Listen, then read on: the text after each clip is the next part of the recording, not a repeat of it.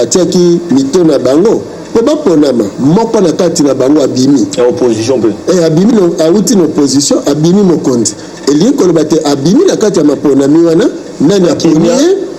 population moto eponi ye sikoyo président Kabila alobi ndeko biso tolongi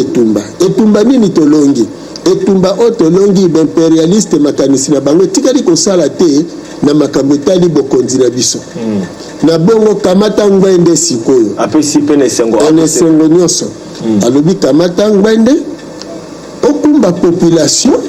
kolandela manaka oyo tozali na yango Congo émergent,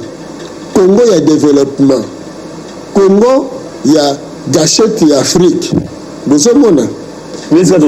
ndisika tozokende ndisika toza kozongela ntango iso kobeta sete ete po tokóma na eteni wana totamboli na kombo ya Mfumuki Mbangu, totamboli na kombo ya Kimpavita Mbuta Lumumba, elingi ba totamboli na kombo ya balongo pe bakoko lokwa batangaki pe Musée Kabila. Bakoko bakompanye balongo bakompanye etumba oyo tito komi nesika to komi na yango siko eza kosenga nini bososoli eya epai ya bakongole po bayeba ete bazalaki na mbeba munene ya kozanga bango kondimela Mesonia Nzile elongo na bangunza na mosala oyo tozalaki kolimbolela bango ete mindele baza na niongo na biso eza na misolo ebele elingaki ezwama na ntango ya 4e président kasi na kozanga kondimela misolo wana oyo esengelaki mindele bafuta biso na niongo kokabwana na mondele ezalaki depuis 2011 na ntango ya 4e président kasi bakongole baza kososola te na kati ya mburema bakotisaki bango nde bongo lelo lokola bino botuni biso motuna tolimbolela bino na 2011 elembo nini bomonaki lolenge moko toorganize baélection na biso ntango tosalisi baélection na biso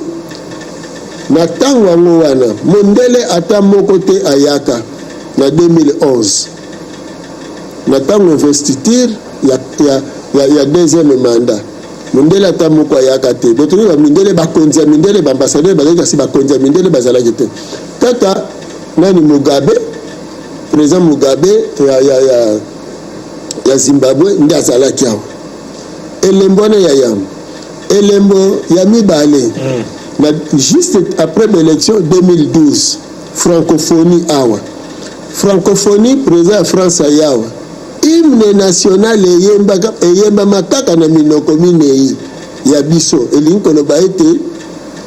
bokamata français na bino bokenda na yango biso na bino tosilani bozomona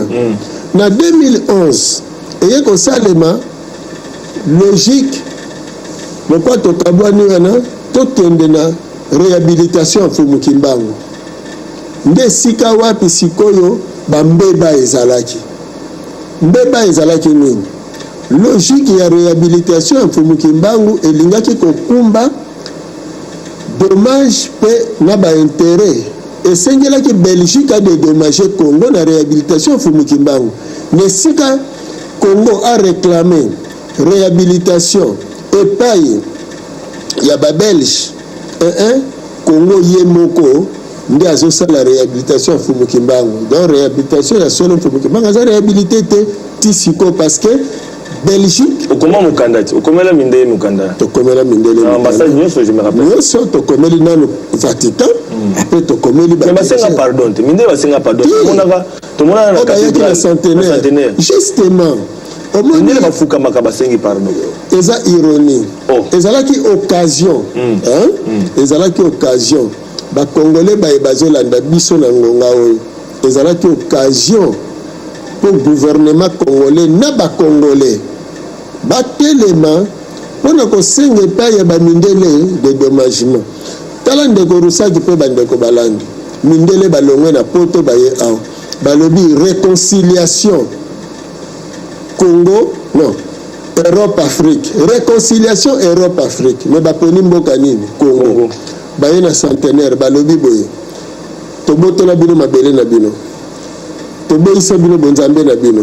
C'était au nom de la soi-disant chrétienté. C'était au nom de la soi-disant chrétienté. ke tokatela bino maboko topie bomengo na bino tokomisi bino biloko tokaboli bino todivize bino ndambo remise en cause elingaki esalema na ntango wana tovandi yango soki oyo boyelaki biso ezali chrétienté ya solo te boye kondima yango bino moko tochange formule tout ça chrétien ya solo sikoyo tokɔta na bonzambe ya solo alors du il faut bozongisela bango chrétienté na bango parce que oyo bayaki nango awa eza ya faux bozongiseli bango chrétienté na bango après boye balobaki ni bakabolaki biso donc toza korevoir même configuration ya carte cartographie toza nango dans conférence de Berlin ekozanga esika na kati ya bomoi ya bayindo tokotala même na bikolo ndenge bakati biso bakaboli biso biteni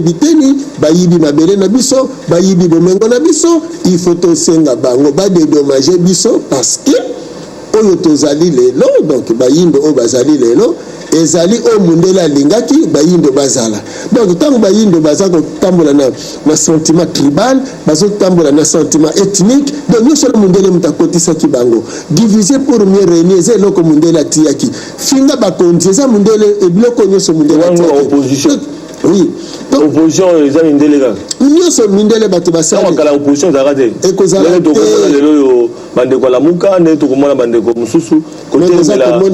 kosenga vérité des urnes kobundisa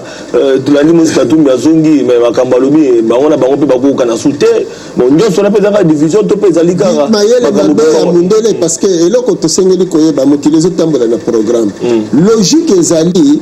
soki bayindo basosolaki mfumuki mbangu malamu soki basosolaki message sango tozali kopesa bango na kati ya kokoba programme ya mfumuki mbangu na lelo opposition mbele ezali te balamuka wana nyonso mbele bazali te mpe mbele bazokonte na Vatican te parce que logique Vatican na christianisme na ye donc impérialiste baza ya kosila wana ali contre fayulu mutu bako yamba na Vatican bango yamba alokende nini akokende koluka kuna eza balobi ngazo mene par rapport ya vérité des urnes alors se réclamer que le président élu na lobi boye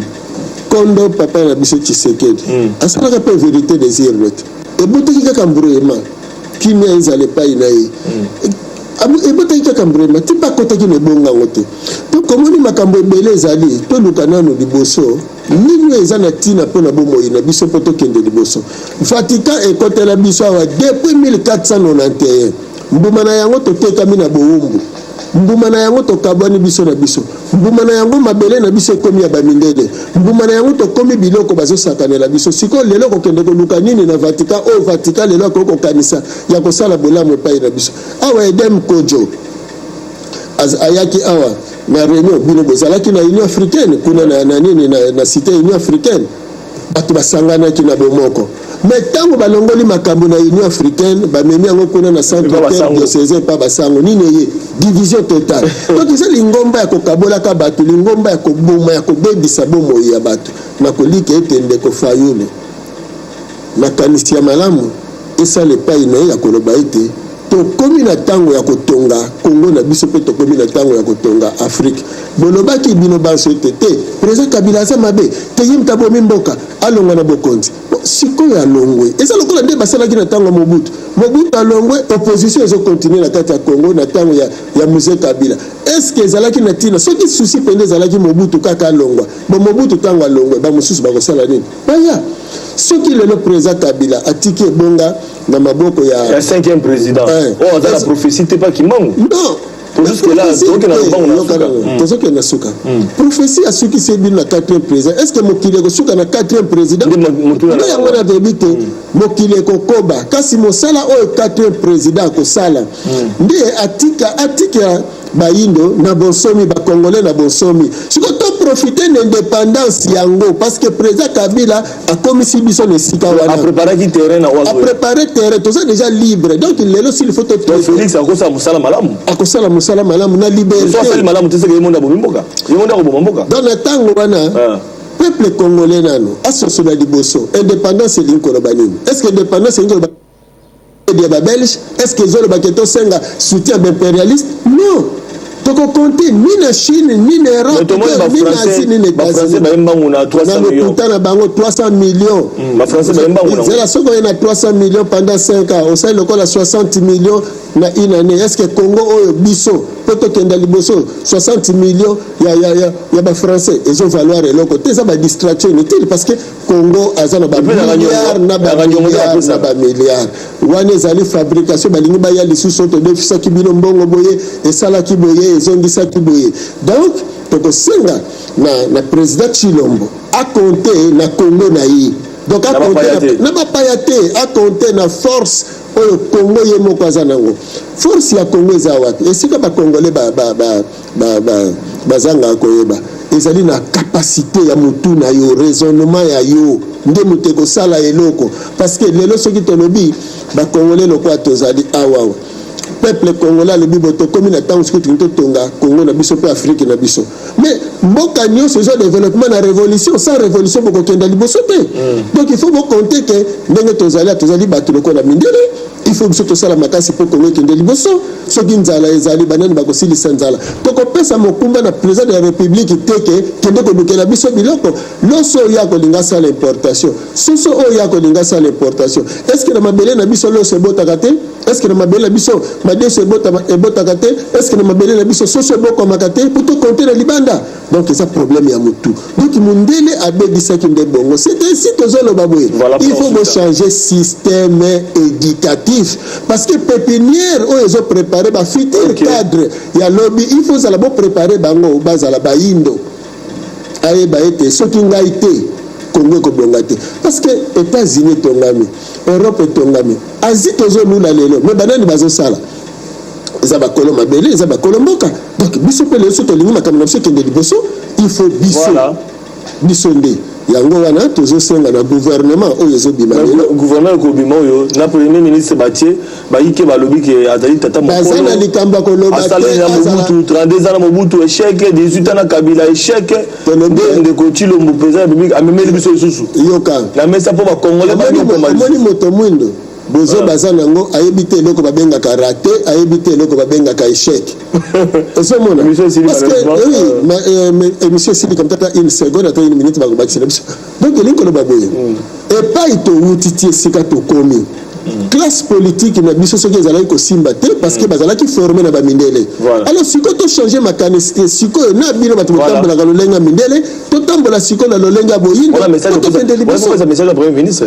le premier ministre bazolo bauti na 32 ans échec Mobutu na premier ministre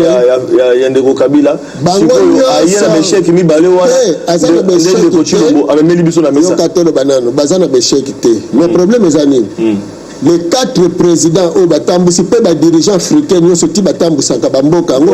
bazalaka accompagner na peuple na bango te peuple aza na ngambo mususu yo pe président oza ngambo mususu difficulté yango wana mais Mao atambolaki na ba chinois Hirohito atambolaki na ba japonais Kim Il Sung atamboli na ba coréen même Louis XIV atamboli na ba français donc il faut otambola na peuple nzela moko donc voilà non ce que le peuple d'abord ils ont dépendre pe na yepe peuple ngo parce que peuple azo kansaka avandi ba ko sopela nini biloko non il faut peuple a participer na reconstruction ya mboka na pe na développement ya mboka na ye donc il faut tous à la biso nyonso bomoko c'est ainsi tozo senga bandeko ya opposition batika ko embrouiller terrain to sengi pe na basango batika ko embrouiller terrain to sengi